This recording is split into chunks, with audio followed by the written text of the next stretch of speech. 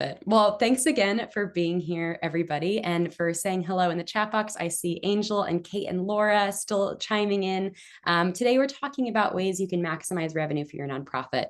And I know some folks already asked about this in the chat. We're going to be together for about the next hour. You will get the recording. The webinar is recording right now.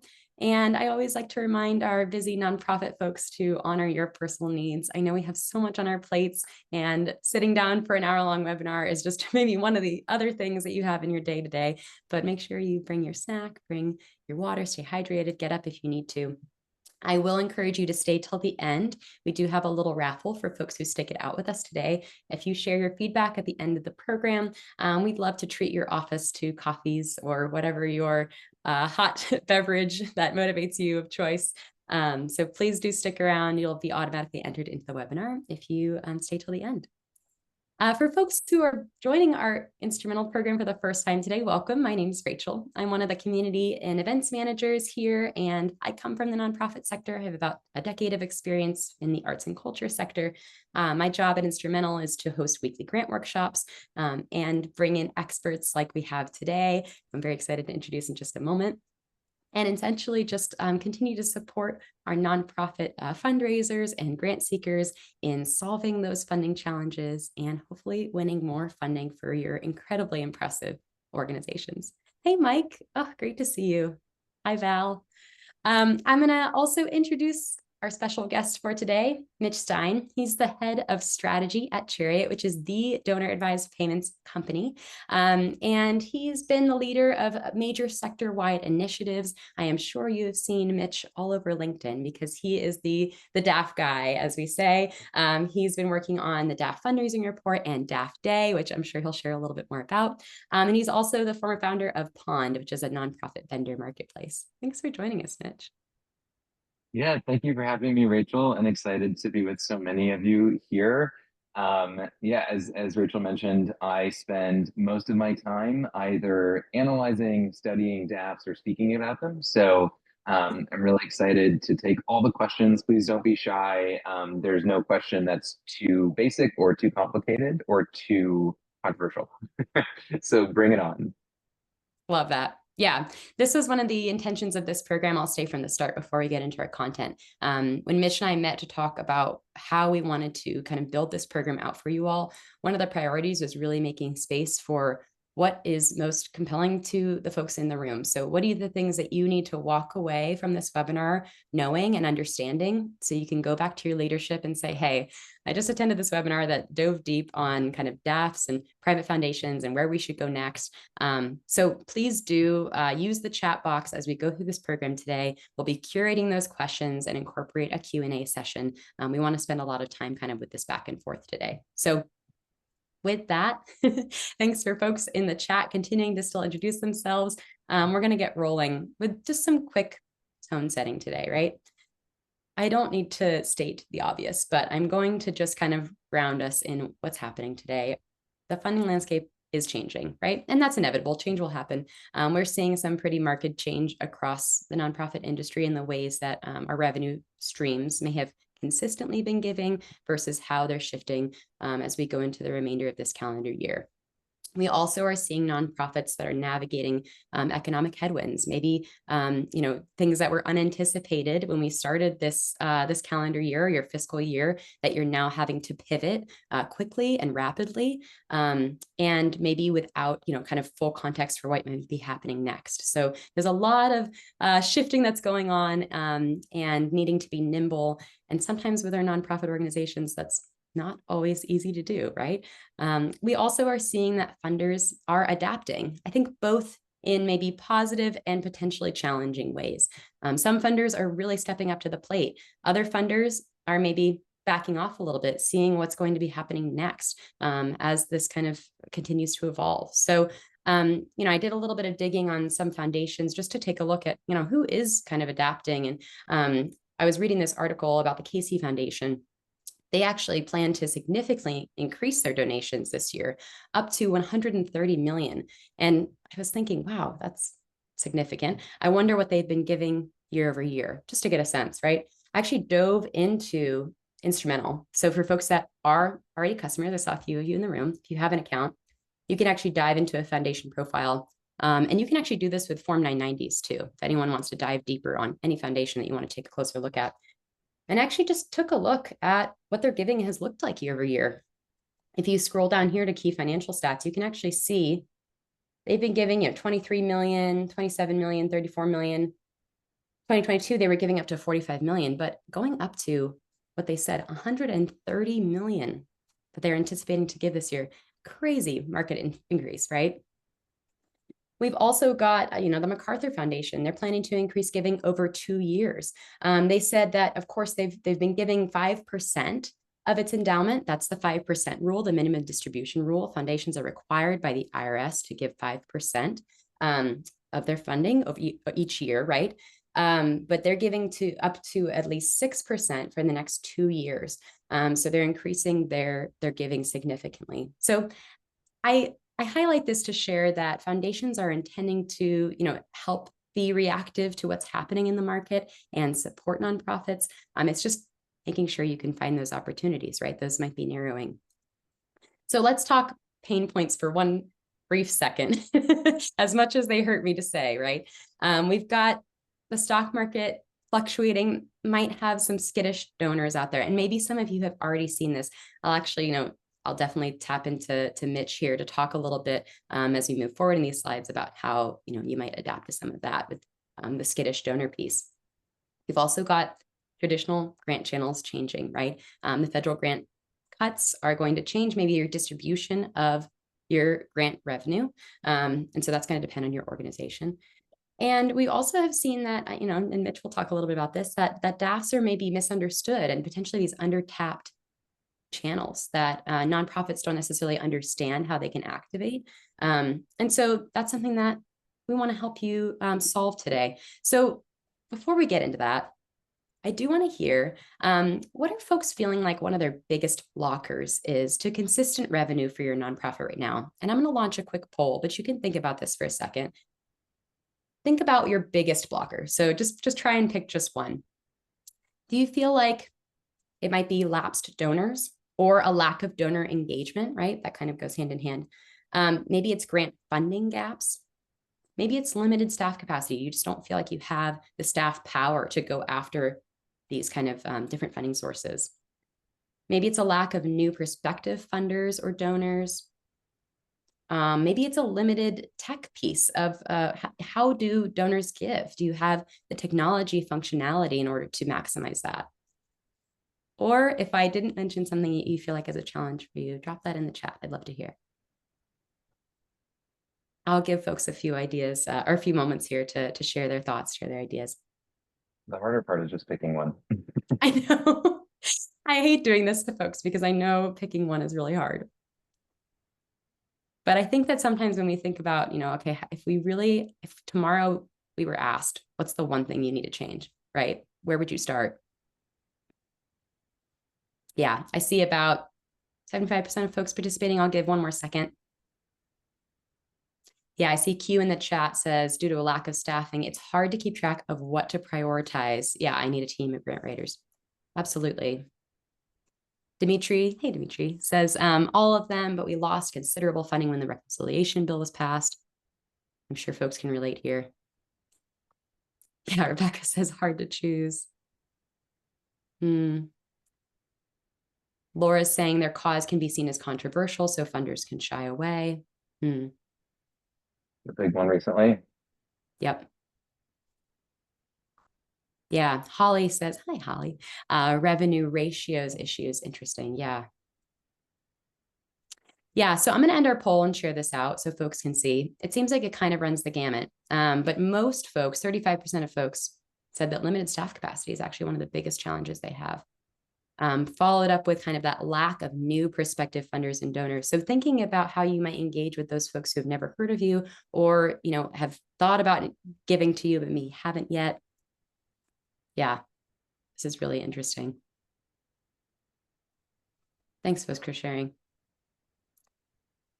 So I've talked a little bit about the the hard stuff right now. But I want to share that, the good news is a lot of this is in your control. And what we want to highlight today is two specific channels. And the reason we're highlighting these, both Mitch and I come from organizations that are supporting nonprofit organizations with these specific channels. So we feel like we really have great insight into what nonprofits are actually doing in these channels right now.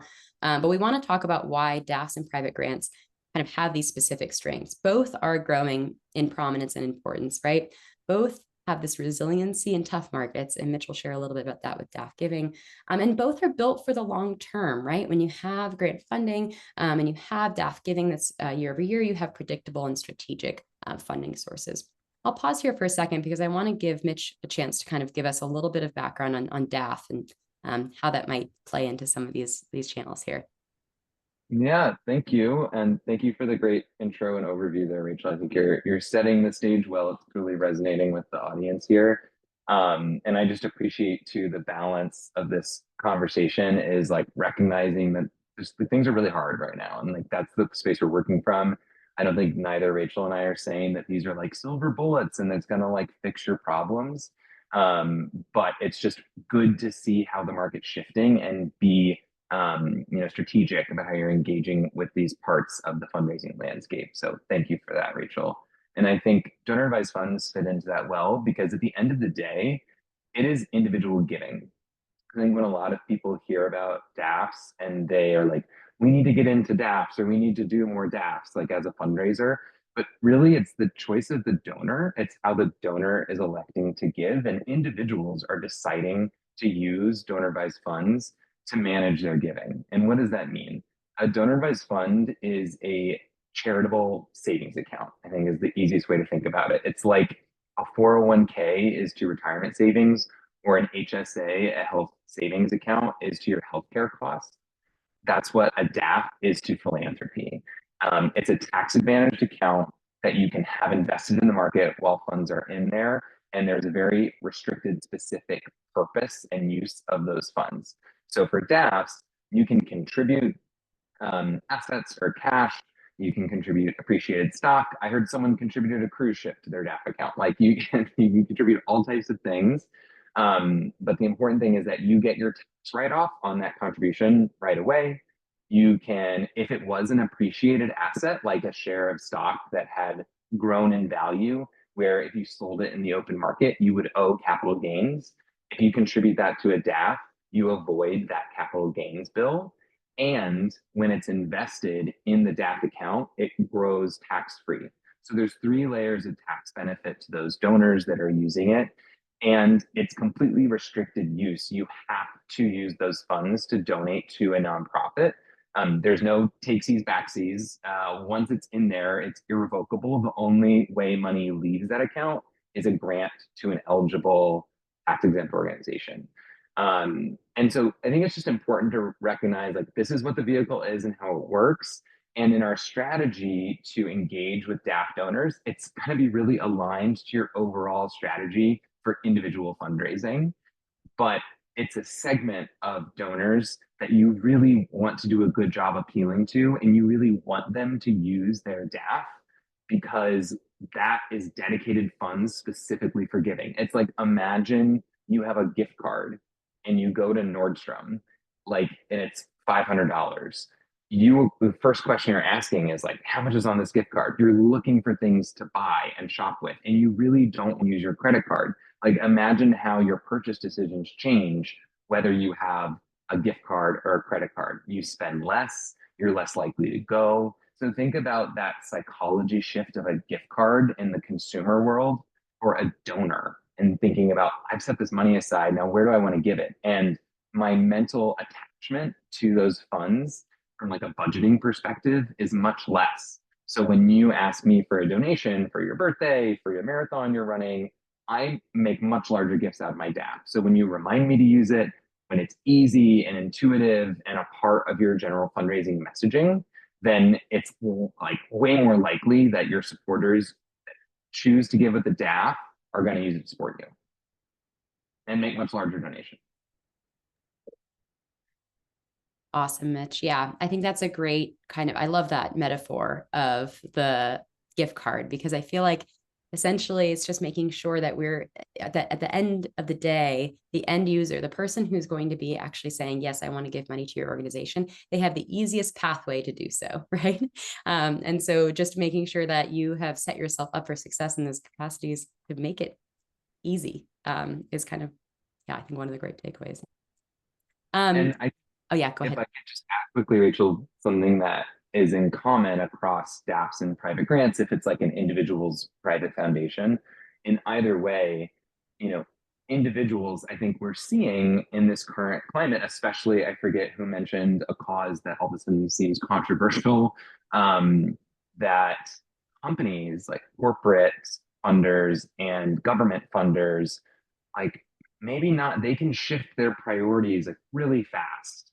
And I think that individuals are more rooted in their values. And so there's less bureaucracy around how they make gifts. It's more personal and therefore like less likely to change at the, whim of a new election or, whatever new headline.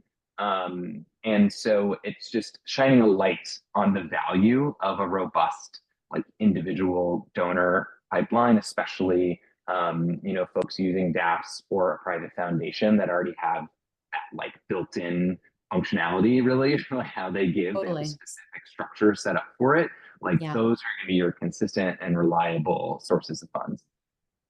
That absolutely makes sense. I think that's a great parallel. And actually, well, first thing, I saw Kathleen had asked in the chat, which Mike chimed in. But do you know how much money is estimated to be held in DAFs? Yeah, it's a lagging reporting number, so Mhm. we only know it at the end of 2023, but there was over $250 billion in donor advised funds. And in 2023, there was $55 billion that was Mm. donated from donor advised funds to nonprofits just within that 1 year.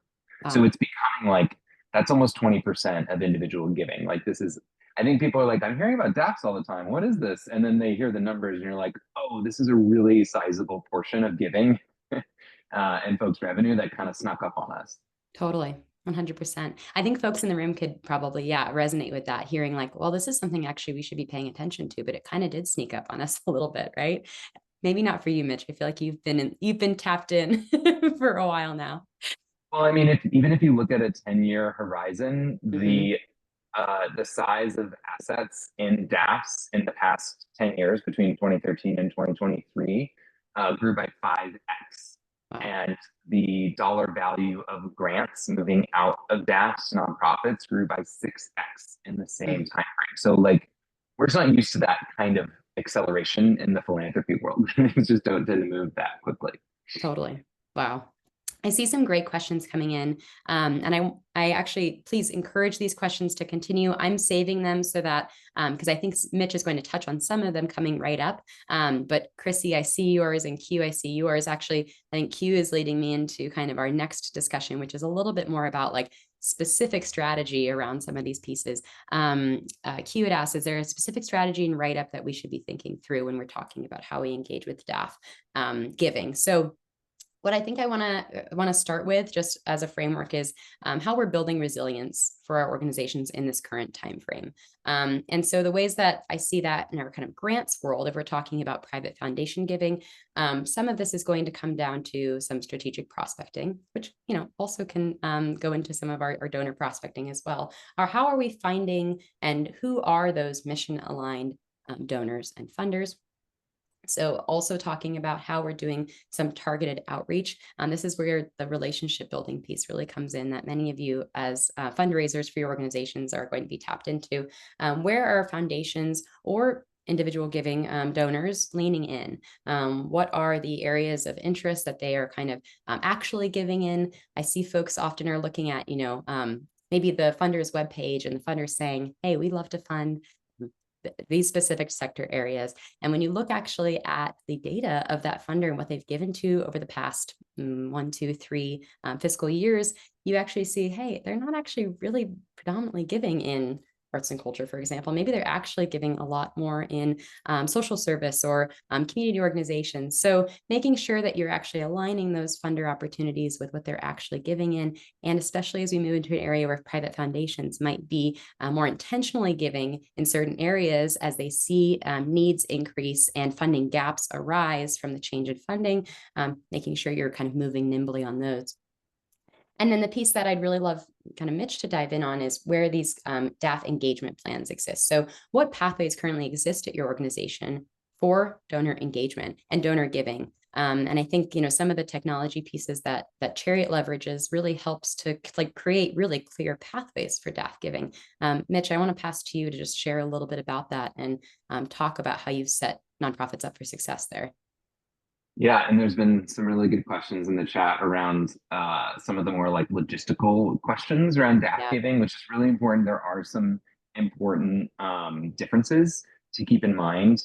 And so it's just a good thing for your staff, especially anyone that's doing gift coding or managing the database. That's where we see the biggest issues that need to be undone later.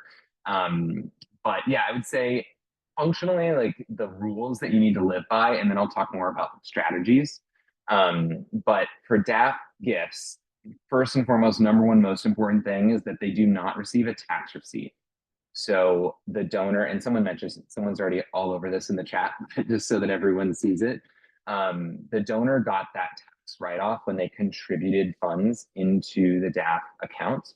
When they recommend those grants out of the DAF, they are doing just that. They're making a recommendation, technically. The DAF provider, like the sponsoring organization, that could be Fidelity Charitable, that could be the New York Community Trust, it could be DAFI, like a more tech-forward, modern DAF provider. All of them are approving that grant because they are the legal owner of the funds in that account. So that's why the donor doesn't get more tax benefit from that recommendation, because it's technically a disbursement from the DAF sponsor, the DAF provider that was recommended by the donor, and they don't get a tax receipt. You do still want to acknowledge that donor. If you get sufficient information to do so, I realize that's another big gap often in these flows, is that the gift arrives and sometimes might only have a donor name or even like a fund name, because when you set up a DAF, like I have a DAF, and you always have to name it. It's like you're naming your account or your fund. And I named it the Mitch Stein Fund to just be helpful and clear. But a lot of people will name it like the William Street Fund, or they have some name and you're like, no direction for that, right? So sometimes you don't have full information to thank them. It's very rare that the gifts are like truly anonymous. It's less than 5% of DAF donations are made like 100% anonymously, but there is a decent portion that don't have actionable information. And even if they do, it's typically a mailing address. So it just is like, that's not really how we steward our donors most effectively, a letter in the mail, because it's already also been some time since they recommended the grant when it arrives. So I'll first lay out a strategy for how to engage those donors within that situation, and then also talk a little bit about some ways to nudge donors to do more helpful things and how to make these gifts. But so I would keep a list of any DAF gifts you're getting that are not fully anonymous, but don't have full contact details, and set up a recurring meeting every 2 weeks, every month, depending on your volume, where you sit down with anyone who touches fundraising or donors at your organization. Oftentimes, if you're kind of big enough to have a major gift team, often they will like be good ones to sync up with, but have a list of the like don't knows, because they might know like, oh yeah, Betty told me that she was planning to make a $3,500 gift this month, or can help connect the dots. So those recurring meetings to try to like resolve the question mark donors are great. The next thing is to still make sure you track whatever information you've got. So enter William Street Fund in your CRM, even if you don't have a donor name or an address, because you might get a gift in the future where you can be searching for those keywords and help connect the dots. The last thing is, if you're like, you really don't know, you can reach out to the DAF providers. Some are more helpful than others, but almost all of them, if you send like a personalized thank you to say like, hey, we got this $20,000 donation. We cannot figure out who this donor is. We wrote this letter from our CEO. Can you please pass it on to them? Like outside of the Fidelity charitable, like the massive, massive ones, especially community foundations, they will do that for you. It might take a little bit of time, but they're pretty good about doing that. And I think it goes a long way. All of this to be said, the reason this is so important is that DAF donors want to be thanked.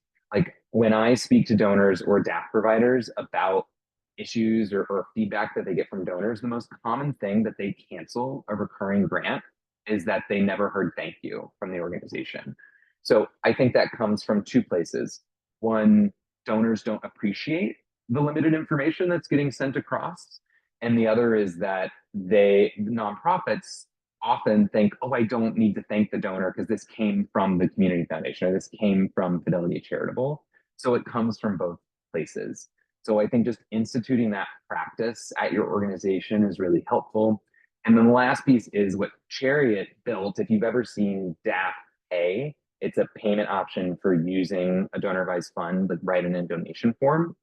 This is a big reason that we built this tool where it can be right next to credit card or Venmo as a payment option, so that a donor can give with their DAF in your typical flow for online giving, and it automatically captures their email and you know about the gift right away. And it submits that grant request to their portal without ever leaving your website. And so that just when they do that, it really helps build a better stewardship cycle for you because you can reach out and thank them right away. So I would just encourage you to check your current fundraising platform. If you use GiveButter or Neon One or whoever it is, check if they have DAF Pay available. If they do, you literally just have to turn it on, like within your dashboard. It's extremely straightforward. And then you can encourage your donors to go use that to make your life easier. If not, ask them to build the integration. That's generally how we work with these different fundraising platforms is their clients. They get a lot of requests to have this new payment option, and then they work with us to add it in. But when you get it through that channel, you don't have any cost to implement it. There's no work to implement it. You just turn it on within your existing platform. Love it, Mitch. And there were some great questions coming in. I want to acknowledge I've seen all of them. Daniel and Chrissy and yeah, Thomas, I saw all of yours. I'm going to kind of wrap those up so we can go into the Q&A for those. But I think, Mitch, you brought up a great point about just how our management of our funding streams happens within our nonprofits. I think, unfortunately, sometimes things are happening across departments when it comes to individual giving versus grant funding versus, all the different ways that folks are supporting our organizations. And if there isn't a clear workflow for, a donor gave to us, we made sure we followed up with them. We provided them with our annual report, whatever it might be that, might be compelling for them to continue to give year after year. What have you seen that, folks have used to kind of keep track of everything, manage everything across the life cycle of all of their funding sources? Yeah, I would say it's a bit of a mess, to be honest, because the problem, and I'm sure many people in the chat can attest to, it's like the gift processing is where things really struggle because DAFs all send funds in different ways. And so it's hard, it's a lot of manual work to get those records in a consistent way into your central source of truth, your CRM. And so I mean, I've seen some organizations that have like 40 pages of coding rules and maybe they've built some macros that transform the CSV file, but it's still a little bit patchwork. So I would just say it's a good thing to invest in understanding your process really well and being like very organized and thoughtful about it, because otherwise you're not going to be able to take those steps you just mentioned, Rachel, of like send the like have the CEO reach out. These are high priority donors. We think there's more. By the way, every time someone gives it the DAF, that's like the best wealth screening flag you could ever have, because the average DAF account is like $140,000. So even if it was $100 gift to a peer-to-peer campaign you might have done, that there may be a lot more where that came from, and you want to highlight them. But if you're not tracking the gifts well, it's hard to make that discovery. So we're working on ways to bring that together more, but it's a big problem. Yeah. No, I mean, and the reason I think highlight that is, well, it's came up in the chat a couple of times, but also I think it's something that, yeah, is a consistent challenge across the nonprofit industry. Is just how do we centralize information about folks who say, yes, I want to give money to your organization, I want to support you, but how are you making sure that, you know, everything isn't living in just one person's brain or in one email thread, or like, yeah, I recognize that person, and you know, there's so many different kind of nuances there. I think one thing that has been really helpful for private foundation strategic giving, and also I guess across, you know, diversifying your grants pipeline. I think what I've found when folks are using Instrumentl or tools like that to organize their grants pipeline, I think visibility across teams is maybe one of those biggest challenges, right? And things that really successful nonprofits do seem to be, you know, continuing to keep that visibility pipeline.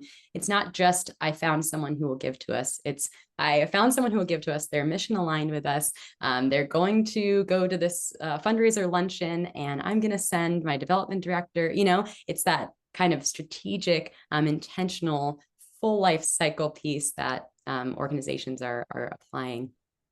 Um, I'll just show briefly in Instrumentl something that kind of came to mind as we were talking, Mitch, is just, you know, how you're organizing these different pipelines. And something that, you know, we try and highlight is that you should know as much as you can about the folks that are giving to your organizations. When it comes to individual donors, this can be tricky, but Mitch mentioned, you know, if they're employing DAF giving, that's a great indicator for you that they might be someone that has a capacity to give more, and is someone that you should be tapping into. When we look at private foundations, right, that information is all public. That's information that you have access to as a nonprofit through the IRS, through their Form 990s. I'll show how that happens in Instrumentl, because we help take the funding information that comes from the 990s a little easier to understand. So if you're going into the funder profile in Instrumentl, I shared that example with the Casey Foundation earlier. But, you know, take a look at the total assets that this organization is giving. I think looking at key people who are in the organization, right, and making connections across, and we want to ensure we're building those intentional relationships and seeing if there are people that your board members might be engaged with, right, connecting with leadership to say, hey, you know, are there any potential connections here to have an in with this foundation? And then taking a look at where they've given. I think this is, you know, a really big indicator for if private foundations are going to be giving to more new grantees or more to repeat grantees year over year. This is something that folks should, I think, particularly pay attention to as we go into the remainder of this calendar year. Organizations might be kind of doubling down on folks they've already given to, or some, like the Casey Foundation, who are, you know, doubling or maybe even more, 2xing their giving, right? Making sure you're tapping into those types of organizations that have the capacity to give more, and where they are looking to strategically give. So if you're a California-based nonprofit that's maybe working in, it looks like, you know, literary or educational support, youth support, you can actually look in Instrumentl and see where this organization has given in the past.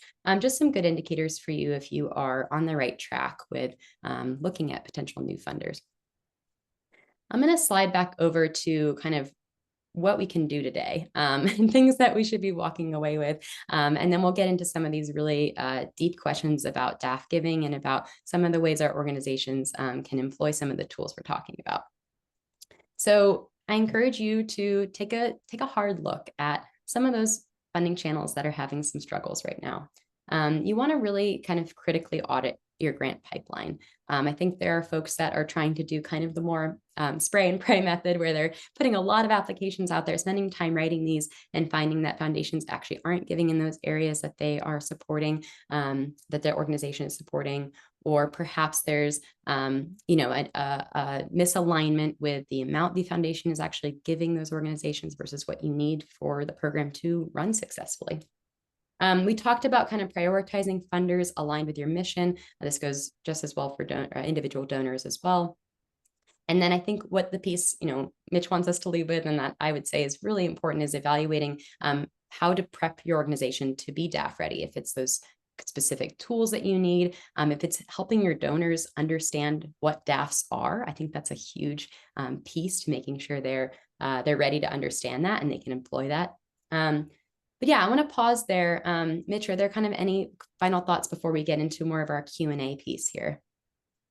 Yeah, I love this term DAF ready is one that I go back and forth on because I'm like, I like that it's action oriented and like doing some audit and evaluation, but I also want to make sure it's clear that like donors are using DAFs. Like they're going to decide to give this way or not to you. And I hear sometimes people are like, well, I don't know if we're ready for DAFs. And I'm like, it doesn't matter.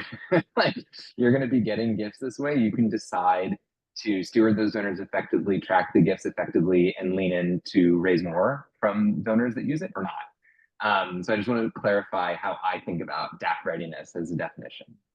Yeah, I think that's a great question. And Kelsey asked, how do we determine if we're DAF ready? What would you say, like quick off the cuff? How would an organization determine that? Yeah, I mean, I love the question because it's a range, right? It's a spectrum. It's not like a destination and you'll be there forever. So there's like low hanging fruit you can get started with. So, Kelsey, do you have your EIN easily discoverable on your website? Like, I cannot tell you how many nonprofits I go to their website and I can't for the life of me find their EIN. I think some people feel like it's a private number, like it feels like a sensitive piece of information. It's not. It's completely public. It is incredibly helpful and clarifying to have it easily discoverable on your website because DAF donors, that's the first place they want to look. Because when they go log into their portal, if they're not giving through DAF Pay, they need to go look up your organization, and your legal name is typically different from your marketing name. There's probably multiple organizations that have similar names as you because they're just searching the database of like 1.5 million registered nonprofits with the IRS. So I've heard stories about gifts going to the wrong organization or donors like getting confused. So make it easy for them. Obviously, if you have access to DAF Pay or donation form, that makes it super easy. They don't have to do that lookup, but bare minimum is EIN on your website. So that's one thing. We are just about to launch the DAF Day campaign. So DAF Day is sort of like Giving Tuesday, but specifically for DAF fundraising. It takes place on October 9th this year. And on June 16th, we're doing the kickoff. We're unveiling the new website, the new giving page, all the resources. We've just found that that campaign period, it's about 4 months, gives you a great timeline to start to check those things off your to-do list about getting DAF ready. So do the review of our website, look at our planned comms. Do we have a mailer going out that we could mention donor advised funds? Do we have something we could share on DAF Day? Do we have a page on our website that actually talks a little bit about donor advised funds and makes it really clear that we are eligible and receive these gifts? So just a few ideas, but there's certainly a lot of ways to get DAF ready. Awesome. I just dropped that link in the chat there because I know that's something we talked about before we joined today. And that's a great way to, get your organization prepped with plenty of time before your October DAF Day launch. I want to spend the next few moments talking through some of the questions that have come through. And I'll stop my screen share so that we can actually just have kind of more of a moderated conversation. Folks can see us a little bit easier. We've had some great ones come through, and I'll encourage folks to continue. We'll spend about the next 10 minutes talking through some of these specific use cases and things that are still standing out to folks. I think one thing Kathleen had mentioned, they were curious how much gatekeeping happens with donor advised funds. Do we need to make sure that our nonprofit is listed somewhere, like with each financial institution that's managing DAFs? What happens in that piece? Yeah, this is, I think, one of the biggest misconceptions around DAFs, and I honestly see it perpetuated by a lot of articles that happen in trustworthy publications where they give the advice of like how to get more from DAFs, like build relationships with the DAF providers. Like that's how. That's not how. I'm just here to tell you that is these, as we said at the very beginning, DAFs are for individual giving. Individuals are making decisions about where they give, just like they would with a credit card. It's just that they have set up the specific vehicle to do so, so they're way more engaged and like ready to do so. Yeah. I think it's a bit of a fool's errand to spend much time trying to chase. There's 1,150 DAF providers, 750 community foundations that offer DAFs, over 100 different financial institutions that offer DAFs. Just pursue donors. Like that's what the name of the game is. Like if you are Doctors Without Borders, they have a full-time staff person who like does corporate relationships with places like Fidelity and Schwab. Mm. It's just like, unless you're going to be investing in that level and you have something to offer that's that relevant, like for them, it's whenever there's a crisis response, donors want to get a communication and they help them point out like agencies on the ground wherever that crisis happened. So Yeah. my point is just, it is very rare that the provider is making any kind of recommendation to donors proactively Mhm. unless there is like a specific crisis. Okay. The one exception that I will flag is like your local community foundation likely has a DAF program. Almost all of them do. And if you apply to their general grant making, like outside of the DAF, they are just Mm. making grants into the community. You can probably look these up on Instrumentl. Yeah. But it's the same program officer that manages that grant program who also will come in and advise account holders who want to learn more about helping with youth education in the community. And so that helps get you on their radar. And then they do know, like, yeah, here's 5 organizations locally that I know deal with this specific issue that this donor is interested in. That Mm. happens. But by and large, they are not making specific recommendations. Donors can pick from that list of 1.5 million eligible nonprofits, and you don't have to do anything extra Yeah. with the Okay. I think that's great. And highlighting these, yeah, kind of like what are the misconceptions, the myths, I think is a great place for many of these organizations to help kind of feel more comfortable dipping their toes into this space if they haven't already. Samara was curious, and we maybe kind of touched on this, but are there any specific strategies that you feel, particularly successful nonprofits have had in finding DAF donors, people who are particularly eager to give through their DAFs? Yeah, I think just the biggest thing is making it visible and easy. Okay. So I think you'll really see return on just within your email communications. Like you don't need to worry about only talking about DAFs to people you know have DAFs. That's a pretty bad strategy to find new DAF donors because the reality is most DAF donors, if not all, continue to make donations with their credit card every year, Mm, which is bizarre, right? Back to our gift card yes. example. It's like you've got the Nordstrom gift card in hand and you're using your credit card. Like no one does that. It's because there's this perception that like, oh, it takes me extra steps. It's like I need to go log into my portal, look them up, like look up their EIN, and even it's a few minutes. It's not the end of the world, but it's a lot slower. So oftentimes, if it's something like a campaign you're running for a match that day, or like your giving day, or some kind of peer-to-peer campaign where people are fundraising for a walk on Saturday. So people just like use a credit card. So I'd say kind of intercepting those moments where it'd be easy for a donor to just be like, I'll just use a credit card.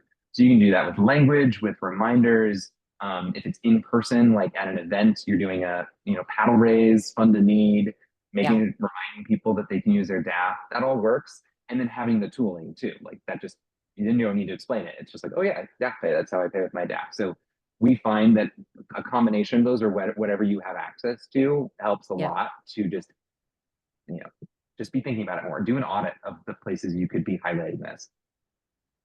That's a great point. And that actually leads me to a question that Chrissy had put in earlier in the chat. How do we know who has DAFs? Do we just have wording in all of our fundraising reminders to have donors use their DAFs? And actually, Chrissy put, we have this wording at the bottom of our newsletter emails. We accept donor advised funds. Have you seen other strategies there for folks just kind of pinging that reminder to donors?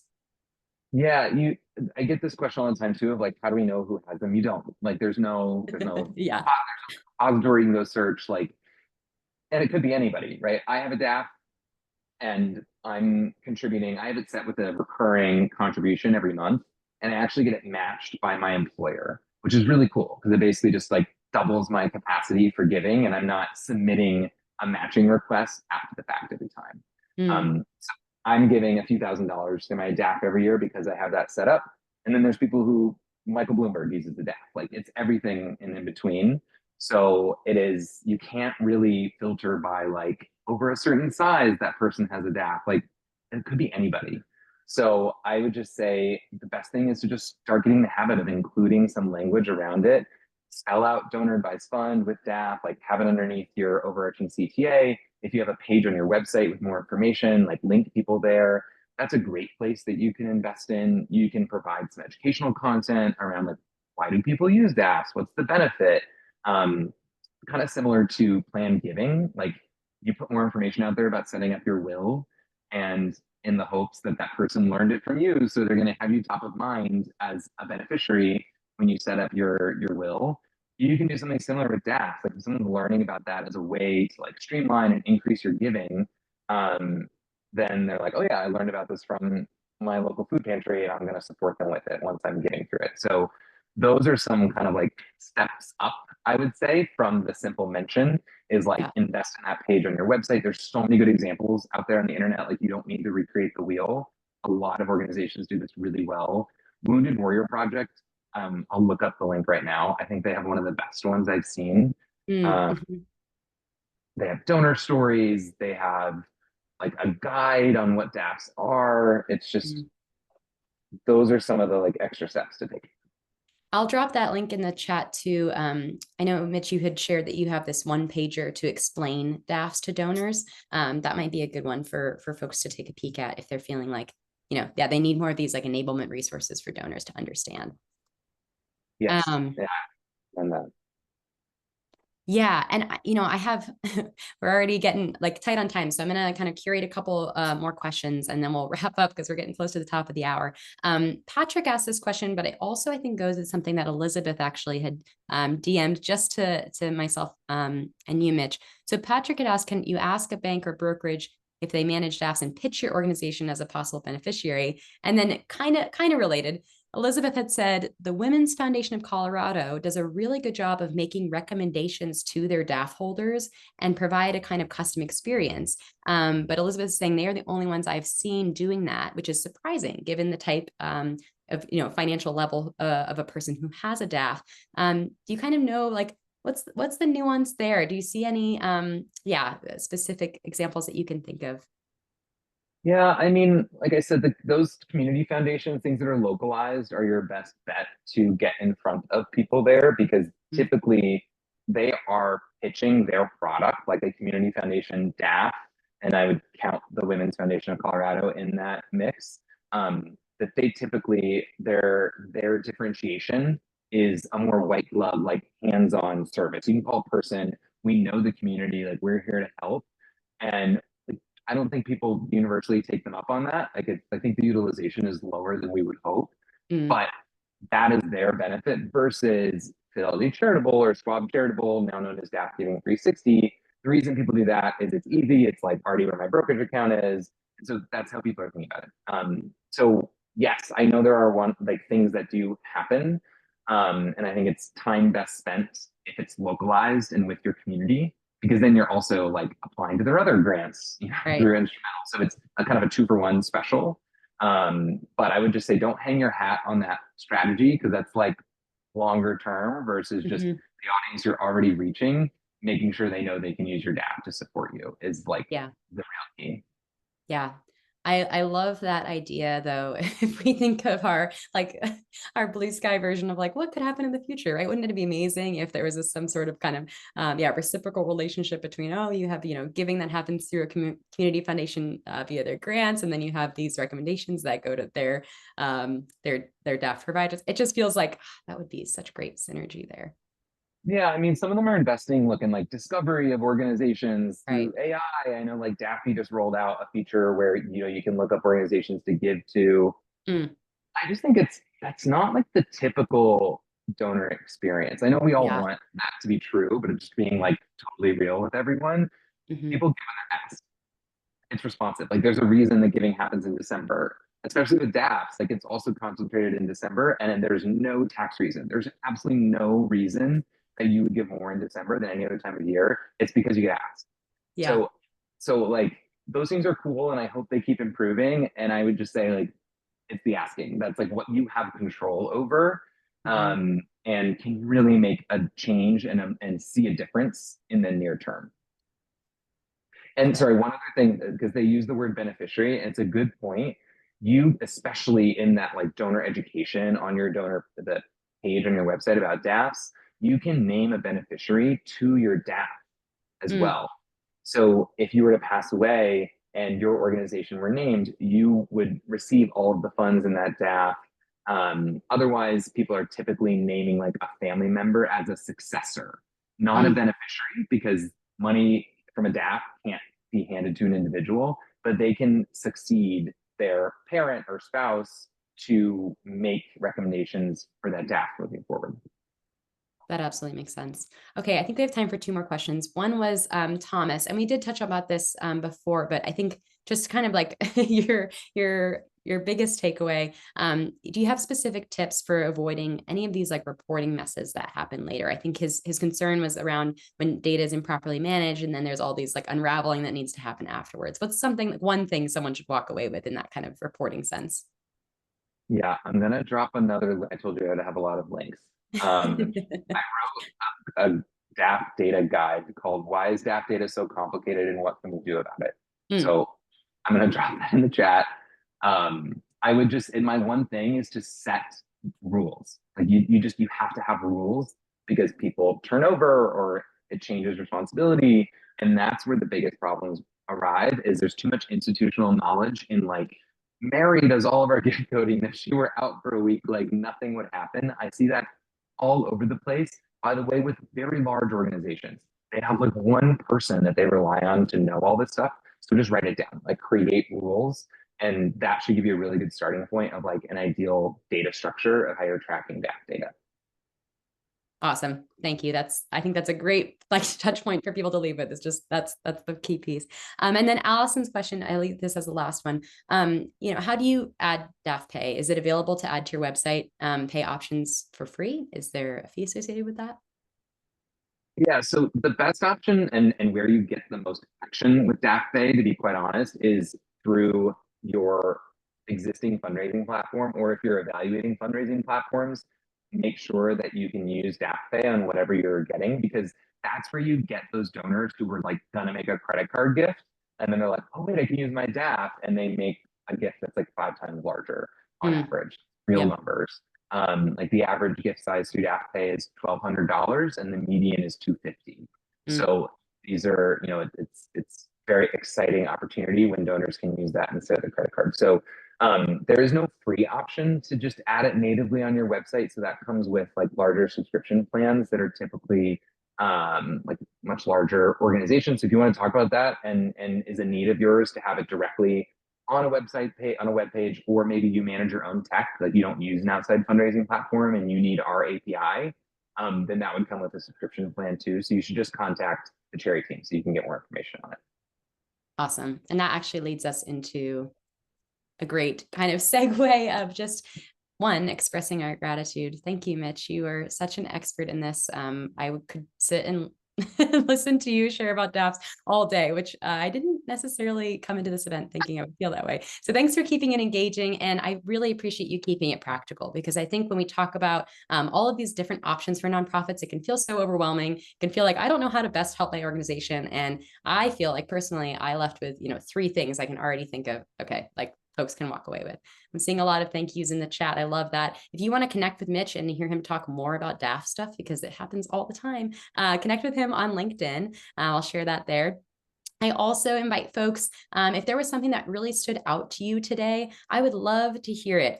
We've got a LinkedIn post that was just posted. I invite you to share just one key takeaway you had from your experience listening to us talk about this today. And I'll actually give you an extra raffle entry if you so kindly share a comment on that LinkedIn post. So I just dropped that in the chat. I'll share that one more time.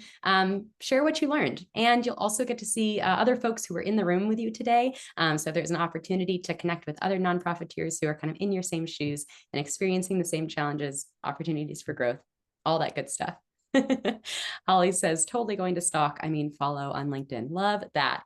I'll wrap us up with a thank you on the Instrumentl side. We have some other awesome events coming up. I'm really excited about this one coming up on Monday. We're doing another AI masterclass. This is part 3 of a series we've been running this month, but it's going to be a deep dive into some of the kind of like key strategies of actually using ChatGPT to help with your proposal review. We're doing some kind of peer simulated review with AI, talking about how you can curate your proposals for specific funders. It's going to be a lot of fun. And then we've also got a resilient fundraising focused on what your CRM should be doing with our friends over at Virtuous coming up as well next month. So please do come back to another event. We love to see you all. And thanks for folks who continue to come to our programs. You can always reach out to me with additional questions. Mitch is here. You can ping him on LinkedIn. And thanks again for spending your busy Thursdays with us. Thanks, everybody. Thank you. Thanks, everybody. Bye, everyone. See you next time. Thanks, Paul. Bye.